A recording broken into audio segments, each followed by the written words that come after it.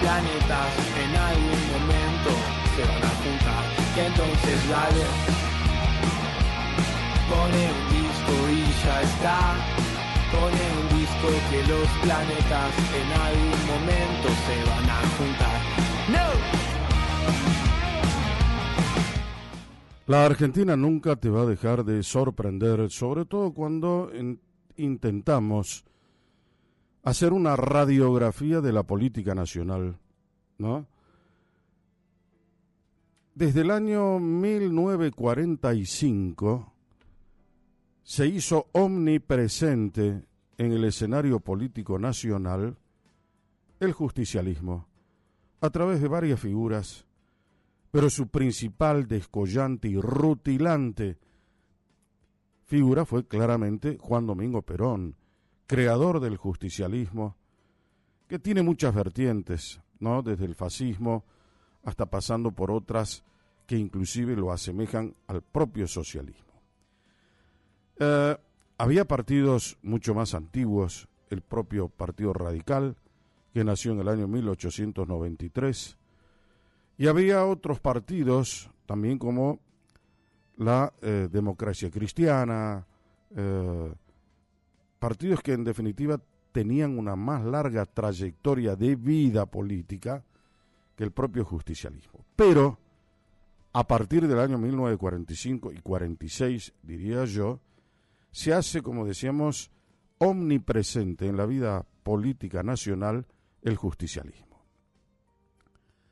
El justicialismo se lo puede asemejar también hoy al populismo, se lo puede asemejar hoy a lo que no se debe hacer, se lo puede asemejar hoy a lo que todos que quieren hacer una buena política no deberían hacer. Pero lo que nadie podrá decir del justicialismo es que no supo ganar elecciones, es que no supo conquistar a un electorado ávido de buenas noticias, es que no supo de alguna manera seducir a un electorado que creyó en las promesas que hizo el justicialismo, que creyó en su liderazgo, que creyó en su fórmula secreta, que no es tan secreta, pero por llamarle de alguna forma, podríamos decir que sí. Justicia social, ¿quién no quiere la justicia social? Y todo el mundo. Soberanía política, ¿quién no quiere? Y todo el mundo.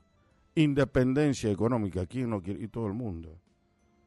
Tres banderas que inclusive fueron las máximas directrices del andamiaje político que le dio origen, vida y estímulo al propio justicialismo hasta el día de hoy.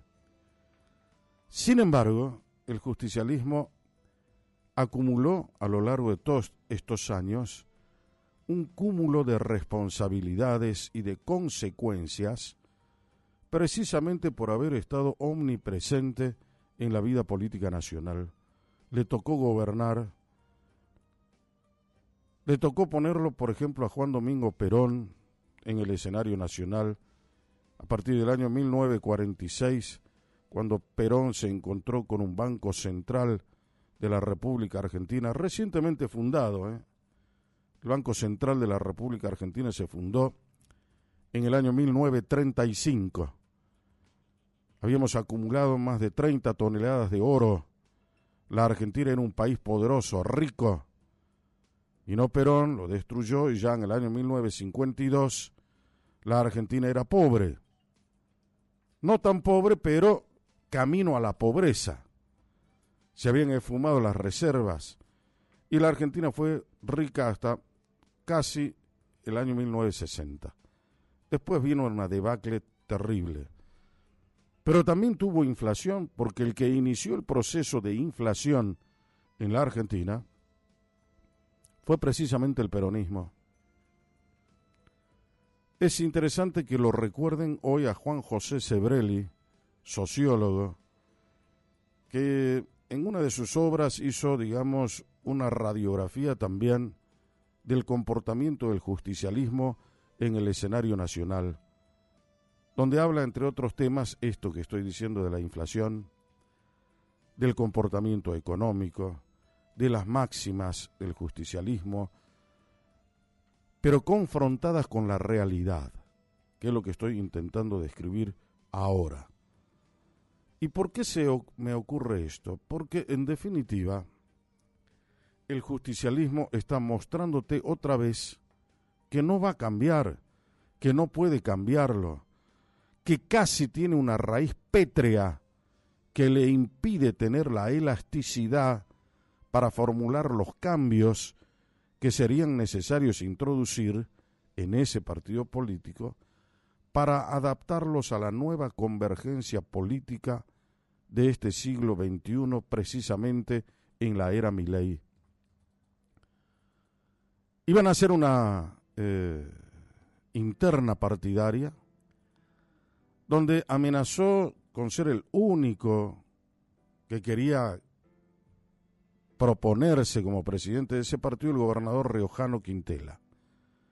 Un hombre mediocre que no supo gobernar adecuadamente su provincia. Ahí lo tienen con el Chacho a cuestas, una moneda apócrifa que es el resultado de su creación. Y sin embargo, a pesar de todo lo que hizo para mostrarse como un hombre provinciano emulando a los caudillos riojanos del siglo XIX, no pudo contra el operativo Clamor, que en una estrategia propia del peronismo puso otra vez en el escenario de ese partido a Cristina Fernández. Cristina ya viene debilitada, lo hemos dicho ya en otro editorial, porque Cristina, en definitiva, hoy puede cosechar todos los frutos de la pésima gestión que ha hecho junto a su protegido Alberto Fernández cuando ella lo designó como su presidente en el año 2019, ¿no? Mayo del 2019, este va a ser el presidente de la nación. Bueno, la Argentina estuvo acostumbrada a eso, le permitió eso. Decían, bueno, va a ser el Oso Arturo el presidente y todo el mundo lo votaba. Casi como lo que hizo un gran senador romano, ¿no? Calígula, que dijo, este caballo va a ser el cónsul romano, ¿no? Incitatus. Se llamaba el caballo de Calígula. Bueno, y todo el mundo aplaudió esa medida. Bueno, así somos acá. Ahora está pasando exactamente lo mismo. No pudieron llegar al proceso de internas. ¿Por qué? Y porque algunos no tienen esa convicción democrática. Uno de los justicialistas reclamó no judicializar la interna y se sumó también Kicillof al declarar ayer o anteayer martes, le vamos a responder con lo mismo, unidad de concepción, unidad de acción, nada de interna, nada de quilombo, sino acompañando a nuestra gente. ¿Cuál será el quilombo, no? Un gobernador que habla con esa terminología poco académica, pero que revela en definitiva su incultura, su falta de preparación y su falta de consideraciones democráticas. ¿Para qué sirven las internas en los partidos políticos? Sirven precisamente para fortalecer los partidos políticos. Es una inmunización en contra de todo lo que no sea fortificar el partido, darle vida, vigor.